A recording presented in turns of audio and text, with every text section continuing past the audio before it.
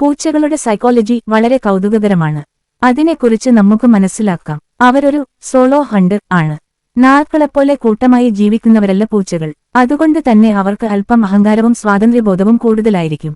അവർക്ക് തോന്നുമ്പോൾ മാത്രമേ നിങ്ങളെ സ്നേഹിക്കൂ. ശരീരം കൊണ്ടുള്ള സംസാരം. വാൽ കുത്തനെ നിർത്തി അറ്റം ചെറുതായി വളക്കുന്നത് സന്തോഷത്തെ സൂചിപ്പിക്കുന്നു.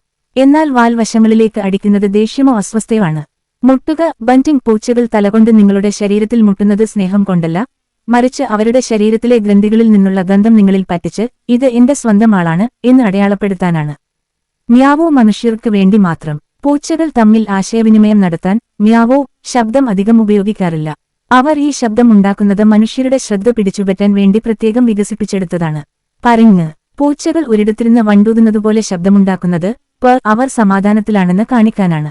എന്നാൽ ചിലപ്പോൾ മുറിവേൽക്കുമ്പോഴോ പേടിക്കുമ്പോഴോ സ്വയം ആശ്വസിപ്പിക്കാനും അവർ ഇങ്ങനെ ചെയ്യാറുണ്ട്. വേട്ടയാടൽ സ്വഭാവം. വീടിനുള്ളിൽ വളരുന്ന പൂച്ചയാണെങ്കിലും അവർക്ക് വേട്ടയാടാനുള്ള ആഗ്രഹം മാറുകയില്ല. വെറുതെയിരിക്കുന്ന നൂലിലോ പന്തിലോ അവർ ചാടിവീഴുന്നത് ഈ സ്വഭാവം കാരണമാണ്.